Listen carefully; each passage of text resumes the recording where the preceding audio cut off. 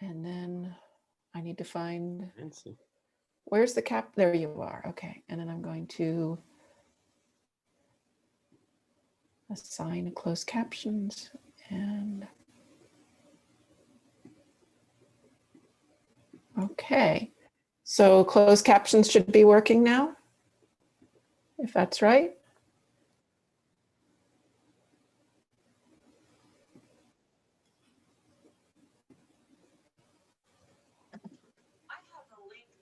Transcribing to for the student, so Okay.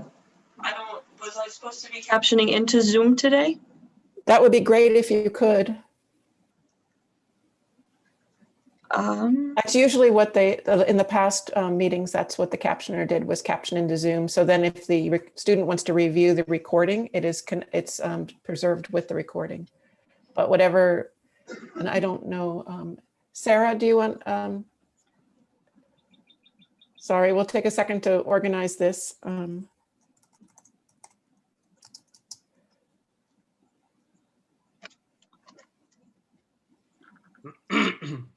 I should be able to switch to do the captions in Zoom. I just wasn't told that's what I was doing, so. Sarah, what would you prefer? I just sent.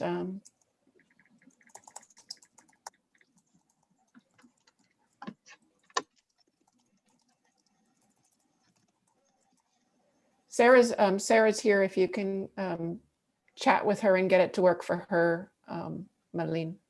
Yep. Thank you. And thank you everyone for being here. This is our guest artist speaking. We are meeting today with Oliver Klink. We have people from multiple classes, so please put your name and your class in the chat. If you have questions, please put it in the chat.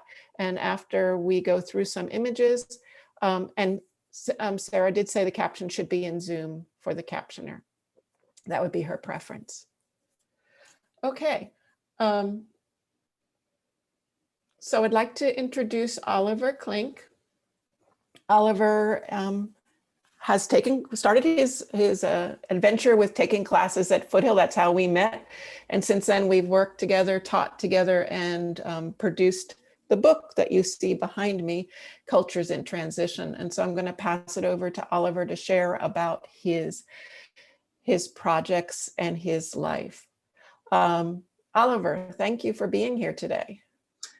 Thank you, Kate, and thanks everybody for making the time, for being an artist and making the world a better place. So that's always exciting to meet new artists. As Kate mentioned, I did take classes at Foothill College. That was in 2006, where I met Kate. And just to give you some idea, Kate did organize an exhibition for us, and then someone discovered me during that exhibition, started to give me a solo show, and that basically kept growing and growing and growing. And it was interesting. I was working in high tech at that time, and then for really good reason, I was able to jump ship and then just dedicate my career to photography. So as a photographer, I do fine art photography. I make books, I do exhibit, and I also teach. I teach workshop, pretty much taking people to nice location around the world. And I always leverage all the mentors that I had in my life, Kate and Professor Kate and Kate's husband, that basically come along, and then we can basically discover those places and then share our enthusiasm for photography a lot better when I have really good people around me. So in 2018, it was the culmination of 15 years of work, as I photographed in China for 15 years. And we spent with True North Edition, which Professor Kate is actually involved in that company, and with her husband. We actually started to brainstorm on making a book, and then what does it take? So I'm going to give you some ideas there. Basically, where we were is what we did. So we basically publish a book. So what does it take to publish a book? to give you a sense, over 15 years, I had taken about 500,000 images. So it was 500,000 images. And then we had basically to assemble the best of those images in a book. But when I say the best of the images, is not only the quality of the images, but the images that tells a story. So our goal was to basically make the best book. So 2 years 2 years was the work of making the book. And then we printed the book in Italy. But really, when we were done, we just said, finally, we are done. We basically got the book in our hands, and there was nothing that could basically stop us. But we had no idea what would come next. So our goal was actually to make an award-winning book. And then you never know when you make an award-winning book is how it is going to be basically perceived around the community of artists, bookmakers. So our first stop is we got a big award is by the different publishers, by the independent publisher. So it was a great celebration. I'll stick in because I want to introduce my husband, Gare, who is the person you see with the thumbs up. And then that's Oliver. And then that was the head of the independent publishers. And then me. I don't remember his name, which is crazy. But this was a very exciting day. And you can see I love New York on his shirt because it was in New York City during the book publishing conference that we got the award, which was very special. So that was Jim Barnes. Jim Barnes was so it was an amazing event, right? It was really an amazing event. And it was something also that was really memorable for Professor Kate and Gear, is because 10 years previous to that, they had published a book too, and they won the grand award. So that was kind of a really good memory for them too, to be a part of that celebration. And then the award is when you have a basic award, then it kept coming and coming and coming. And we eventually ended up with 9 awards. So which was a total feast. We didn't go to 9 celebration, but we got 9 awards there. So that gives you a little kind of a snapshot of what the images that are in the book. The book is black and white. So all the images are black and white. And it's a story that I tell about 5 Asian countries and how they have progressed over the last 15 years. Is basically how they basically felt things that had changed in their life there. And I'll tell you more about as soon as we progressed. So now that we had the book on our hands with all those awards, is we wanted the rest of the world to see that book. And then, so how did we basically started with the book? So there was a lot of printing. So I printed all the images myself. I have a really large printer at home. And then after, when we had all the images printed, then we laid them on the floor to basically sequence them to make sure that we were telling the story. So when you sequence, what is important is to leverage basically others so that they can give you feedback. So we went to different places to basically go there. Is Professor Kate and Gear gave me input on the images. So we really did our due diligence at that point to make sure that the images were well printed. So we looked for tiny little details that maybe I needed to still modify. So that process here took probably about a month, just to review the images, about a month, to maybe even do the planning of the book and selecting the images. That was about a 6 months, 7 months basically time frame. And then when all the images were basically set, then it was time to print the book. So we went to Italy. So both the Professor Kate's husband and I went to Italy. And then now we talk about big machines when you're in Italy. It's the Heidelberg press. You can see on the back of the image that's probably about half of the machine that we use to basically print the book. So the book is printed with a number of colors. So we basically use 7 colors to print that book. And then the colors could be either a color that we use red, could be a Pantone, or could be basically different shade of gray. And then the gentleman that you see on the left is actually driving the machine. So what does it mean? You have paper that comes at basically at the really high speed out of that big machine. And then every time a paper comes out, we basically double check that there's nothing wrong with the machine, that the ink is at the proper temperature. So the arm, you see an arm on the table, that's a scanner. So every image is scanned. And then when you are there, is you still have to make basically final decision on, is everything matching, the basically color matching. You probably know that basically a sheet that he has that those guys have on their hands, those are Pantone matchers. So we match those Pantone, and then after that we mix the paint to make sure that it is the right color. So when the print is done, they all come out, and then you can see they come out at 12 images on the page. So they come 12 images on a page. So we have to wait until it dries, and then you print the recto or the verso of the image. So that's another 3 days that we spend in Italy to basically print the image. When every time a sheet comes out, I was there and I had to sign, make sure that everything was fine. And the next step was to go to the bindery. So now you are at the bindery, and that's where they make the miracle of putting all the books together. They want to make sure that it is kind of a renowned bindery. And just to give you an idea, is when we were at the bindery there, we asked them, he said, what book did you really bound at that place? And he said they had bound the Obama book. And the Obama book is basically from Pete Souza, the photographer, the White House photographers. They had published 1 million book. So it took them 1 month to basically bind the Pete Souza Obama book. So when it was done at the bindery, it was time to basically receive the book. So I had a truck that arrives in my driveway, and then basically dump all the pallets, and there's about 3 pallets that are not shown in there. So now I had all the book, and then the world was pretty much ready to see the book.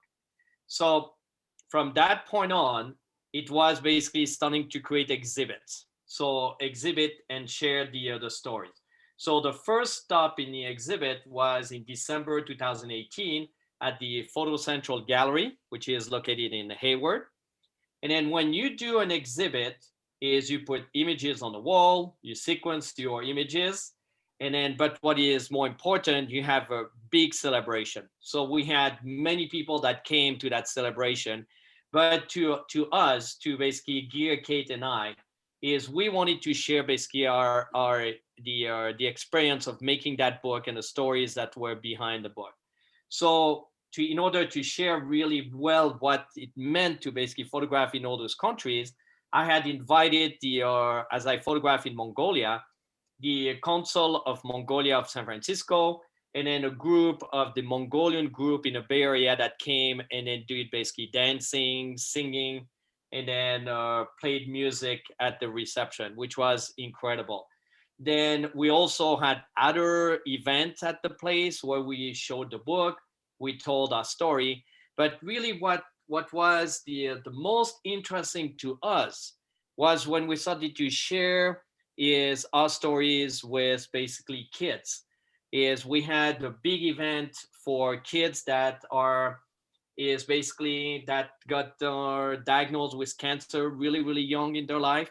And then seeing their smile and them discovering this different culture was really, really precious. So we had the kids, we did different exercise, photography exercise with them. So now you can see that the book started to really take on a life.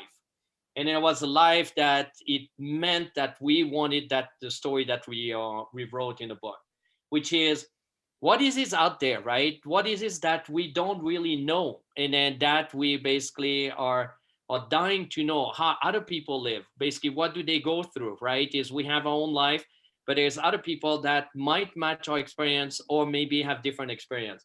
And as the book involved some eagles in Mongolia, we had a big event with some rescue animal from the nature center in Sulphur Creek Nature Center in Hayward. So when the event was done in Hayward, then the show traveled to Indiana. So it went to Indiana, and then Another event that was phenomenal. You can see a little kind of a different feel in the gallery, but same idea. Big receptions is again working with the young adults to basically share the love of photography and then the artistry. So from Indiana, then he went to Portland. So now I was basically traveling back and forth across the U.S., which gave me a really good insight of some state that I had been visiting yet. But then it was a big jump. From Portland is basically the show went to Europe. So when you have a show that goes to Europe, as you can see, I have 4 boxes. I have tubes full of images. And then now that's where you basically feel that you have your real artist. So you carry pretty much your show on your shoulders. And then I did 2 shows in Europe. I was one in Arles in southern France and then in Paris. So it is a little bit nerve-wracking because you see there is, I don't know if you remember the last time you traveled, but typically you can travel with 2 suitcases. And I had about 10 suitcases myself to travel with. So it's a logistic, but that's really the life of an artist there, right? Where you start to really embrace, and then you start to rent cars, you start to move your exhibit, is you're fully is involved in making that exhibit happen. And then when you're in foreign countries, the same as you are back home, is you always want help. So you hang your pictures, and then the show happens. Then you have really amazing reception again. I'm very fortunate because I'm originally from Switzerland and I speak French. French is my native language, and I speak a few other languages. So I was able to communicate with the people in France. And then is from France. Then the exhibit went to Argentina. So Argentina was the same thing, but is a little different. Instead of me traveling with all my images to Argentina, I actually had shipped the images previous to that, is because I was working with the Swiss consulate, and then they basically were facilitating all the exhibit at that point. So you see, right, is from the book that it was an image that I took in China. Now suddenly I'm traveling the world again to basically present what the book was about. And so more images. She was the consul of Switzerland in Argentina. And then I remember my days in college, and I said, how can I basically also make a difference with all the students? So there is the College Book Art Association that has a conference every year. And I was invited to present my story in Tucson, Arizona. So 20 by 20, it's a very, very interesting concept, is you need to present 20 images and you have 20 seconds of storytelling on each image.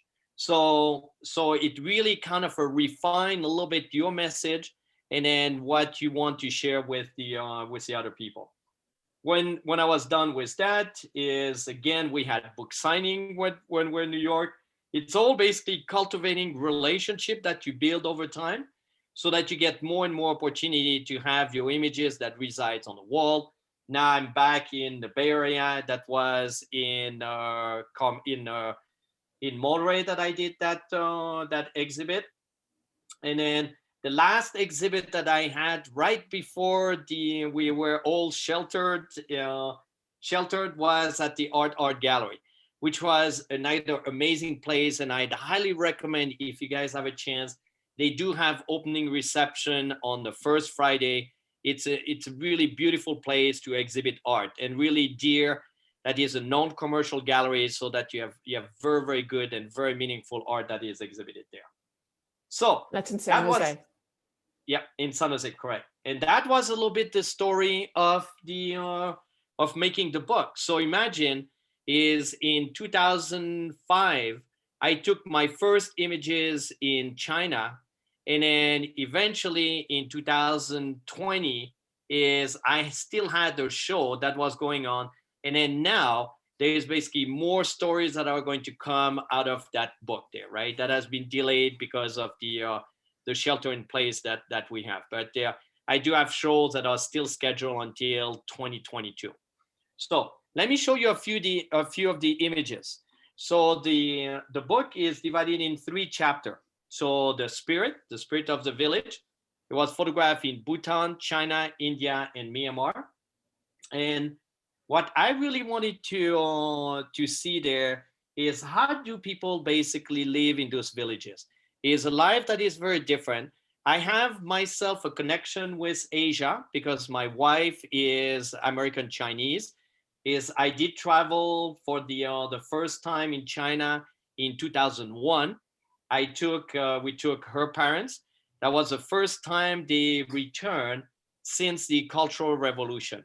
And then for them, they already had felt that China had grown way too quick since the Cultural Revolution. So, and there is a proverb in Chinese that says, is when you cross the river, you need to feel the pebble under your feet. So again, is my father-in-law really taught me a lot about basically what it meant to be Chinese in the 60s, right? Is as an engineer, well-educated person, how basically his freedom of speech wasn't really there. And then when they basically got married in the 60s, is they were on a coupon, they were getting coupon for food. And the only thing that they can afford for every guest was one candy. So every guest that came to the wedding had basically one candy. So then from China, I traveled to other places like Bhutan. And then Bhutan is known for the gross national happiness, GNH. And it's amazing to basically see those places where the people live very simple, but they have that glow on their face. They have something that they want to tell, and then that is really that come deeply from the heart. Is they really value is basically the land, they value their neighbors, they value basically the story, the history of where they are. And then Myanmar, where that picture was taken, is Myanmar went also to a really difficult time because they were basically, there was a human rights that they had. And then in 2011 is the embargo was lifted against Myanmar. So what that meant is basically many tourists basically went to Myanmar and then to embrace what the culture is. And Myanmar was the birth of Buddhism. So what you see here is really the heart of the Buddhism. So it was interesting is that in 2014, I believe there was, or 2014, 2015, is there was a major election that was a democratic election that happened in Myanmar. And that was the first time a woman was elected as president of Myanmar. So here, when you look at this image, this is really precious. It is a temple in Bagan, in Myanmar, in Bagan. And then what is incredible with this temple, the young monks go every day and basically pray. But you can see there is inscription on the walls there. And then unfortunately, is that temple got destroyed during the 2015 earthquake. So sometimes when you make images, they become really historical. They become really historical images. Some other times you take some images and then you go back. I typically went back many times to the places I photographed, and I gave them images in return. And then places like, for example, in that nunnery, I gave them the image of that really young nun. And then the people started to cry. And they said, oh my God, my images are so bad that basically they cry. And she had basically passed away. And that was the only image that they had of her. So it's really incredible, the power of photography, what you can do with photography that is not for your own soul, but is for other people's soul. So here, another interesting fact is, I'm sure that everybody read French there, is if you look behind the monk, there is actually something that says in French is Le Pigeon Voyageur, he is a traveling dove. So even in Buddhism country, is the people did try to basically go to those places and then convert or basically share their religion there. So the book has 108 images. So it was very, very difficult to select 108 images. And then each image had basically a certain place in the book. So that's what is called sequencing. So you do have to sequence. So is when I started basically to sequence images, I started to sequence only 6 images. So I said, can I tell a story with only 6 images? And then it feels that 6 images might not be enough, but it's really a lot already to tell a story. So that's where you start. You start with 6, then after you go to 12, and then after you just you make full chapters of what your images are. And really, basically, what I'm trying to do when I photograph is really to capture the light. For me, the light is really, really important. So I use either natural light or artificial light when I photograph. I use different cameras. I use probably 4 cameras for my full project. I tend to photograph a lot more with wide angle than telephoto lens because I do want to be closer to the people. And I really pay attention to the details. So for example, with this elderly couples, it was really when the husband placed his hands on his wife's hand, that was a precious moment. Because I'm basically really well involved with Chinese culture, and they're very shy with their emotion there. So having captured that image was really, really precious there. And then again, is when you prepare for it, it's really important to basically see all the tiny little basically details that are going to come out of your images. So when I photograph like this one, I tend to photograph in very contrasty situation. So how do I handle the lights and the dark? And then that's when basically is processing your images with granular detail becomes really important. Is what is called separation of the tones there. So we're going to move on. This is a really big event. Is typically done is during Chinese New Year. Is where people basically celebrate in their villages. Give you a sense, during Chinese New Year, there's probably Oliver? about 700 million people that travel back to their villages. So give you some of the idea.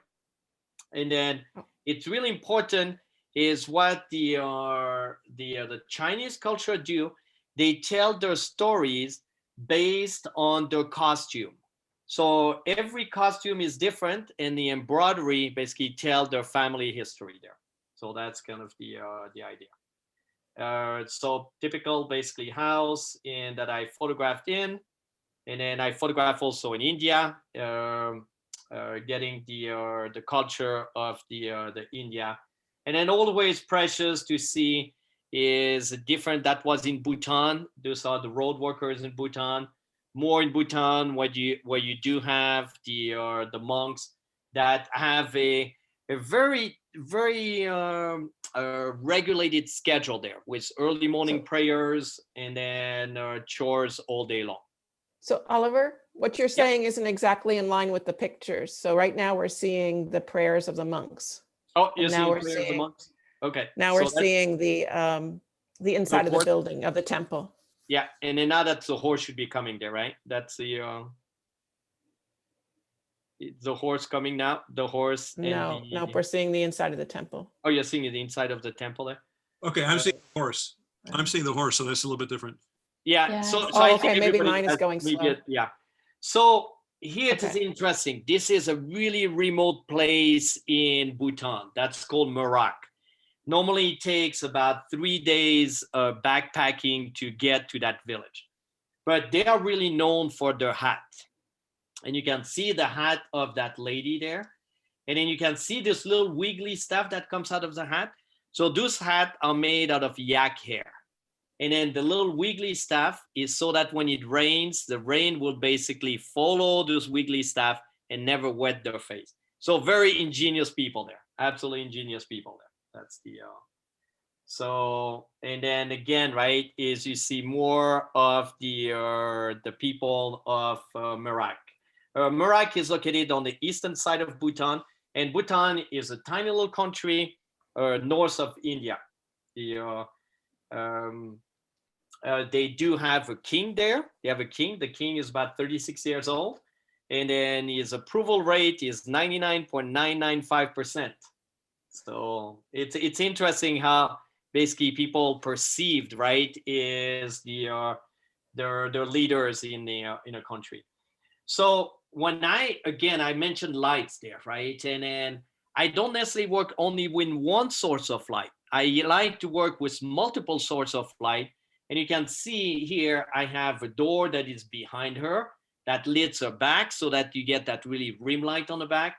And then the front light is really shows basically a beautiful face, and then the what she was doing there. It was right after lunch, and then even there they just wash their hands continuously every day. So that's the so there are some images that when I photograph, maybe I didn't have the right meaning of it. So I had the people that wrote in a book is the introduction and the afterword, and there was a professor of social anthropology that told me the story about this. And then it's beer bottle. So I really thought it was about alcoholism in those villages, but not at all. So what happened in those villages that are really remote is they don't have any ways to discard the packages that they buy at the store. They go to the store maybe every month. When they come back to the villages, is they have to discard in the field. What it means is the field gets basically filled, and it can grow less and less and less. So a major issues that happen in those villages there. Again, right, same village there is always usually the parents are working, and then the kids are raised by the grandparents. So maybe I'll stop for just a little bit now and then try to see if you guys have any questions there, right? Let's see if there is any questions. So I'll read the questions and you can answer them. So we have Yep. them on the tape. Yep. So the first question was, when you print the photos, did you choose the paper as well? Yes, that was really, really important. So not only I chose the paper, but I chose the ink. So what I do, because I love black and white, and then I used to be still processing my film and then printing in a dark room, I missed basically that hands-on is printing. So I started to mix my own ink, my own digital ink. So in my printer, I only have is gray ink. So I have 10 shades of grays. That gives me a little bit more leverage about how I can actually print, and then on the special paper that basically I feel can tell my story. And the process of selecting the images, we saw some shots in the beginning. Kale wanted to know, was there a panel of people that selected the images to fit best? And you shared the images with a number of people, but in the end, Gare was the editor, and you and he worked really closely together with me, also helping to make the final selection. Would you say, and do you want to add anything to that? So yeah, so what was really important working with an editor, and an editor that is a traditional editor there, he wanted to see all the images in print. He said, I'm not going to look at your images on the screen. So the first pass that we did is I printed 20,000 images. So we had 20,000 images that we went through. And then you would expect that with 20,000 images, we can find basically the one to tell the story. So we were going through the 20,000 images, and then Gear asked me, said, I need another 10,000.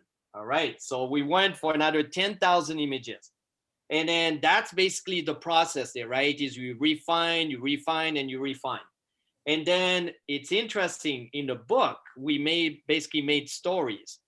And then all the stories is Kate basically was doing, Professor Kate was doing the layout of the book. And then we had basically 9 images per page. So that would make sense that if you do 108 images, is basically would be a perfect layout. Unfortunately, we had selected only 107 images.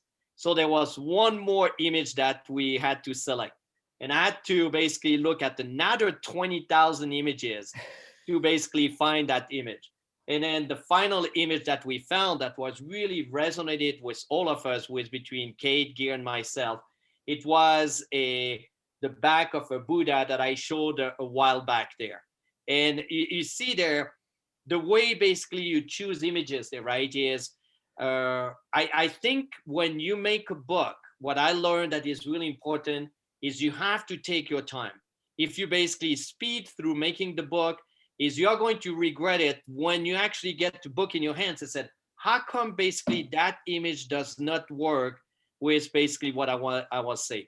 So I can tell you that every images that is in a book has a place, and then really a strong place for it. There is nothing that we look at it in a book from front to back to front, that we would change anything there. So the question is, what percentage of the pictures you take have to be edited for their best potential? This is from Jenny, versus being displayed exactly as taken. Is it a lot of editing on those photos that need it, or just touches like a bit of cropping? So the first thing that I do photograph in color. So my camera is not the monochrome. So I do photograph in RGB, and then I have to convert all my images into black and white. So, and then as soon as you start to do the conversion into black and white, is typically I don't do any cropping, because I have kind of the composition that I have in mind. But when you do black and white, you might want to emphasize or de-emphasize aspect of the image. So you want to basically have that relationship, like what you see between that grandma and the grandkids there's a certain light, there's a quality of light. So the quality of the light might have been there, but maybe not as emphasized as what I did in post-processing. So, but what is really important when you publish a book, when you have 108 images, they all need to match. The tonality between all the images needs to match. So I had processed all my images, and then I thought that I was pretty much done. Is from the time I thought that I was done, I spent another 2 months going through every single image to make sure that the tonality, the black, the white, and the mid-tone was similar into every images. So when I went to the press in Italy, was no question that basically I had put the entire effort, and then it was just a matter of adapting my processing and my printing to the press that we were using in Italy. Remember, I remember one long day where every picture that was we already had the book designed, we already knew what we were doing. Every picture was out on a large table, and Gare and I went around with Sharpies and with Oliver and marked, like over here, it's a little too light. Over here, we need a little more darkness. Or what about this? We see a texture in there. And that was just an amazing day to go through every image to that next level. Yep. And then the thing that we do is we always look at the images upside down too, so that it's not about the subject. You look at upside down and you find little detail that says, oh, maybe there's that little detail that doesn't work in that image. And then you keep processing, you keep improving. And then you only basically review images on paper format. We're doing the final stage. You never review electronically, because the screen doesn't give you the accuracy of what you're going to see in your basically print. So Molly has a question about how do you obtain the tack sharp focus, and what books, articles, or processes did you embrace to learn to sculpt the light? Very good question. So is basically getting tack sharp image. I really think is the camera became a tool for me, right? It was a tool that I didn't really think about how I needed to operate my camera. But the thing is, for me, usually not every camera is the same. So I have different technique for different cameras. I do shoot autofocus. I always use the autofocus in my camera. But the thing is, I never look at basically the histogram. I set up my camera. I only look at the full basically LCD display, because I know that my camera is calibrated. And then when I am basically photographing, I usually stay behind my camera and I basically I trust my capabilities of getting a really, really good image. Now, the thing is, what you do with camera these days is you can move your focus point and then make sure that your focus point is at the right place in the image. So in terms of the articles that I read about making good books or doing the black and white images, I do a lot of research. I study the master that do black and white, and then I try to do my own processing and have my own workflow. And I would be glad to teach you all that stuff because I teach workshop. And then actually one of your classmates, Jim McGovern, is just finished that class that I did about black and white photography, right? Is how you basically do black and white photography. So Danicia says the clarity is amazing. And then both Jenny and Shihun wanted to know about taking pictures of people. Did you have problems with people not wanting to be photographed? And when you take photographs for people, especially in Asia, Asian people, do they feel offended? A very good question there. And I think the secret to all my images is that people are natural in my images. I wanted to really capture their essence. Now, how does that happen? So it's based on multiple trips. The first trip that you do to this region is you befriend them and then you take picture for them. So you take their family pictures. And then usually on the first trip, I don't get that many keepers for myself there, right? Or for my project. When I return to this region, I usually bring printed images and I give them to the people that I photographed. Now, if my images is basically resonate with those people, they will introduce me to more people in their families, in their friends. And then I stay with them for a long period of time, like maybe 1 week, 2 weeks at a time in one region. And then I basically fly on the wall. So they feel that I'm really capturing their soul instead of basically stealing their soul there. But the biggest challenge that you do have initially is they want their own picture. So they always want the V signs. They want to be photographed with basically their friends and families. And then usually that's not what I really wanted to tell, the story that I wanted to tell. So it does take time. So remember that project was 15 years. So 15 years and over 40 trips in Asia. So there was questions about what kind of camera and lenses you use, and how can you carry 4 cameras with you with a smiley face? And then, yeah, I think that's that. Go ahead.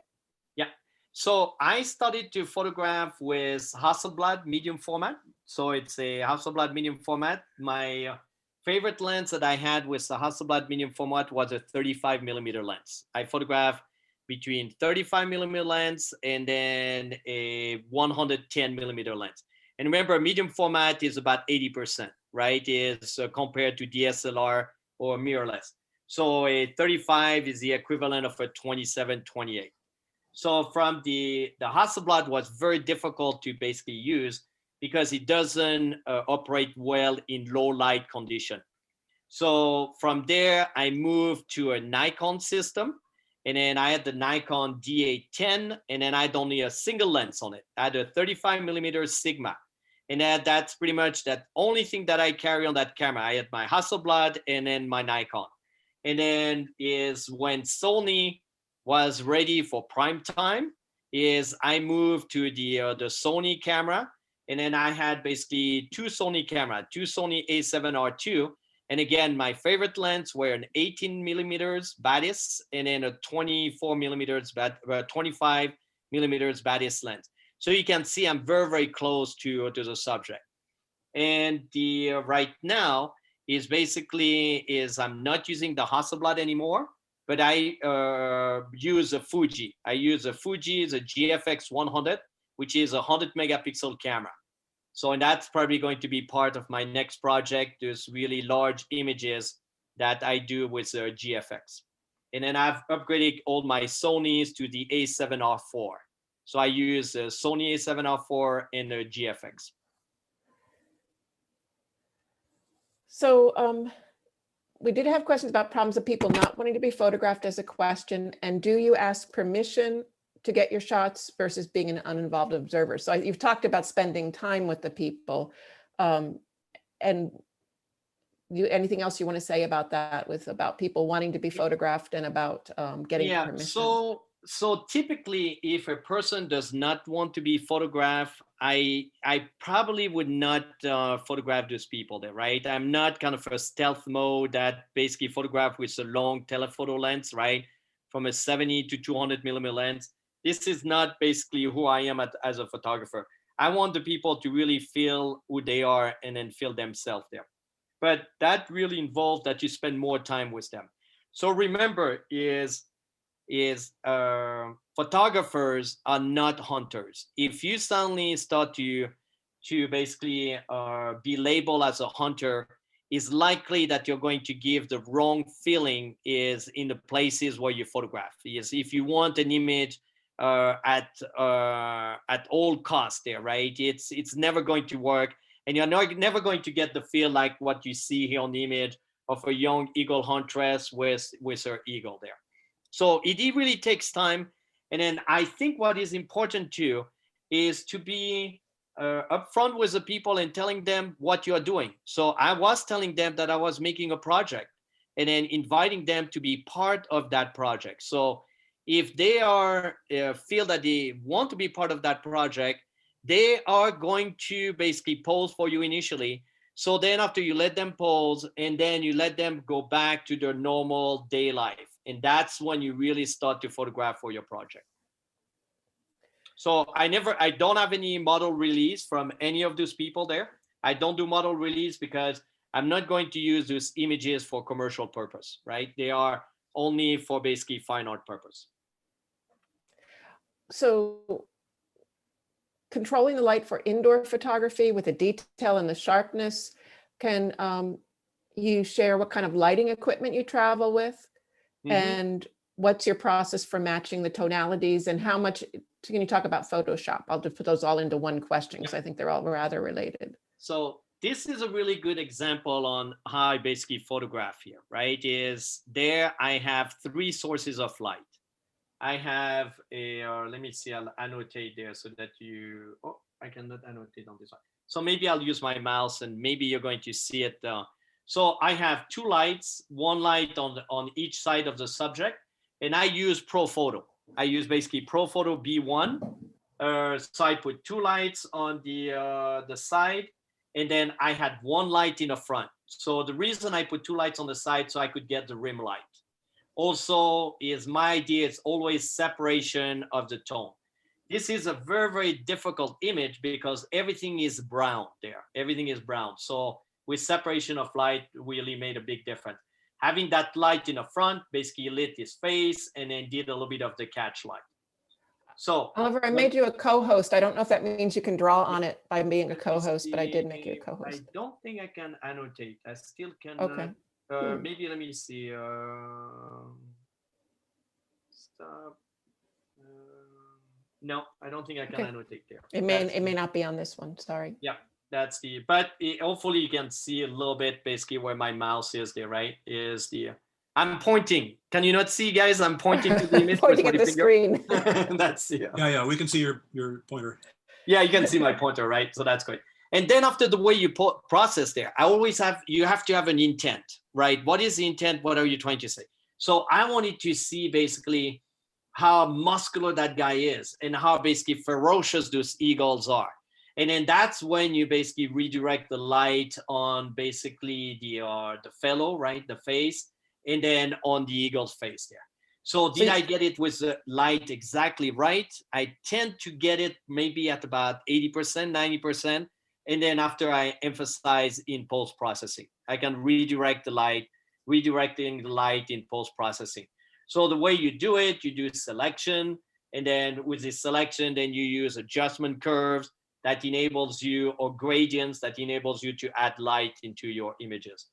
Some other images is basically only natural light. So I use, you remember that young girl that I mentioned there? There was two sorts of light that she was at the spigot washing her hands. So that was only natural light. So I use what is called window light or Rembrandt light there, right, in this situation. So I carry, oh, hold on, Kate. I carry about 80 pounds of equipment when I travel. So I have about 80 pounds of equipment when I travel with me. so you have quite a bit of lighting equipment, some lighting Yeah. equipment with you. Yeah. It's So I have portable, lighting. but Yeah, I have two basically heads. I have two heads, is two batteries, and I have a soft boxes. Yeah, I use two soft boxes. I might have barn door with me too. I might have a snoot, right? The snoot gives you kind of a more pointed light at what I can basically emphasize. so Mara wants to know, in the close-up photo of the eagles, how close did you stand to the animals? Is it with a telephoto lens or in Photoshop editing that you blow up and zoom in? That was pretty much right there. I was really right there. And then that image is we were photographing basically this scene here. And it was pretty much about minus 20 degrees Fahrenheit. And we were basically stranded in the winter house for about 3 days. You can see the clouds that just lifted there. So for 3 days, you're in a house and you try to figure out basically how can I basically capture the spirit. So I did images like this when we're in there. So try to capture is them drinking the yak milk, or is I did an image like this with that and our eagle to give you some ideas there, right? You notice that the eagle has a cap on her head there. So it's just to keep the eagle safe, because if they start to see too much around, then they start to go a little bit crazy. But now you see the value of the image that I did next there is the eagles have no caps, and then eagles are very territorial there. So when I was done with that image, I asked the hunter, said, can I hold the eagles? So I dressed up as a eagle hunters. I had the two eagles on my arm, and I said, remove the hat now. I said, absolutely not. You're going to get killed, because they are very, very powerful. I mean, it's very powerful birds, this eagle there. Really talent. You can see the talents that they have there, right? The talents. So in order not to be hurt, is you always wear a glove. You just basically have a glove, and then so that's what you do. So yeah, no, I tend not to photograph with telephoto lens there. I really I trust basically the animals or the people that I photograph, and then if you exude confidence, then there's that reciprocity that they know that you're not going to do something stupid there. So there's questions about working in the indoors or temples that might be too dark. Do you use high ISO and then you don't get the detail? How do you control that situation? Because you've had some very beautiful pictures with very low light in low light situations. So if I go back to some of the images in low light condition there, let's see. I'll show you some of the trick that I use there. Let's see that I use this one. You should be seeing probably, let's see, right there, right? The monk there, that's the two monks. So what is the trick that I use there? Candles. So when it gets really too dark, instead of using basically artificial light, I use candles. So I could be using candles here, or I'll show you another one where I use about 50 candles. And that was, let me see if I can find that image there, like this one. So here, I'll give you another trick there. So you see, I have all those candles there, right? Is that basically help them lit them. So the first year when I went there, and I wanted to have basically the monk really nicely lined up on that playa there at 4 o'clock in the morning. So I had put little rocks. I'd put little rocks on basically where every monks basically should position themselves. But as it was pitch dark, they couldn't see those monks. So the following year, what I did is I brought some candles, some battery-powered candles. So I had all those candles that I'd basically put on the playa, and then it was basically a double use. They knew exactly where they would stand, and then after that, they had the candles that would be lit, that would lit their face. So that's kind of the idea. And then So- I do work in higher ISO. So we're, Yep. no, go ahead, finish with your higher Yeah. ISO and then So I do work in I'll have our higher last ISO, question. but I'd rather work in slower shutter speed instead of higher ISO. So I have photographed basically images that here to give you some ideas. This image there, let me see if I can find it. Let's see. Right there. Right there. So that was a pretty dark environment, right? And then you're going to see is, I don't have the data, but oh yeah, I photograph at 1/25th of a second. So you see in a really dark environment, I photograph at 1/25th of a second at f2.0 and ISO 800. So is the only thing I ask the gentleman there is to stand really, really still there, right? That really still, so that I could basically photograph that. And that was only possible when I switched to the Sony camera with the Hasselblad. That was not possible to take those images. So we're almost out of time, so I'm going to ask you the last question. Thank you, Celine, for this beautiful question. If you could pick one image out of the 108 in the book, which one would you choose and why? So I think one image that is really meaningful, remember that number 108 images that we're looking for? And I think that really summarizes basically what the book is about. And then I'm going to show you that image there. That was number 108. Yeah, this was number 108. And I really think it summarizes what it is there. There is some beauty in the world, right? The light comes up. It's just a matter as a photographer, you wake up really, really early and you try to capture this moment. Is you're an observer in the world, is you basically observe what the people basically see. And it's not what they see, but it's how they feel about it. So that's the beauty of basically having a culture there. You can feel the culture, you can feel that basically Buddha looking over the protecting the villages that are underneath there, right? There's below, you have villages there. And then me as a photographer, I'm basically part of the image. So always remember, is an image that has a lot of meaning is the image where you see yourself in the image. And then I really see myself there because that's what I did for 15 years, observing the people is in this region there. So if you can put on the last slide where people have your contact information, Oliver, because I know some people will have some follow-up questions and they'd love to. I know that you're happy to have that. So what do you do next there, right? What do you do next? Now I'm done with the book is done. You feel that you basically complete your project. That's when you start to do a movie. So the next phase is basically now for me is, oh, sorry about that. Is basically I'm making a movie about the people that we photograph in Mongolia. So I'm partnering with a friend of ours is Jackson, and the movie should be coming out. Well, was supposed to come out in October and be displayed at the Asian Art Museum, but with the delay, so we have delayed the release of the movie to probably April, June next year, and hopefully, fingers crossed, at the Asian Art Museum. So that's basically the next step as a visual artist there, right? Is adding more of those stories.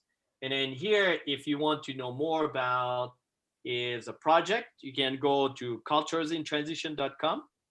And also you can have my email, oliver@culturesintransition.com. And if you want to know more about what I do with photography, you can go to Incredible Travel Photos or Oliver Klink Photography, where I do work on other projects. Thank you so much. If you want to unmute yourself and give Oliver a round of applause, you're all welcome to do that. Thank you. Really you very much. appreciate you Thank coming and you. sharing with us. Thank you. And thank you everyone who Thank was you. here. And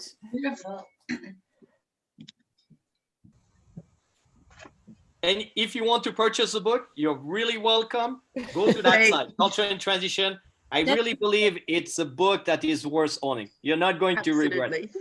Thank you. thank you, everyone.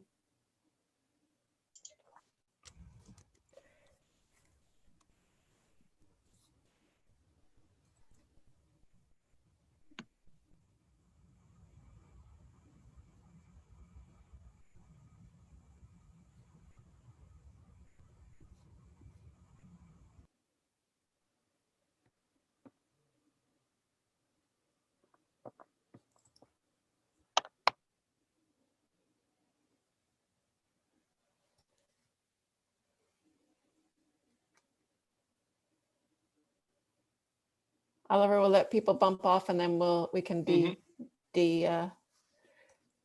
I have to stop.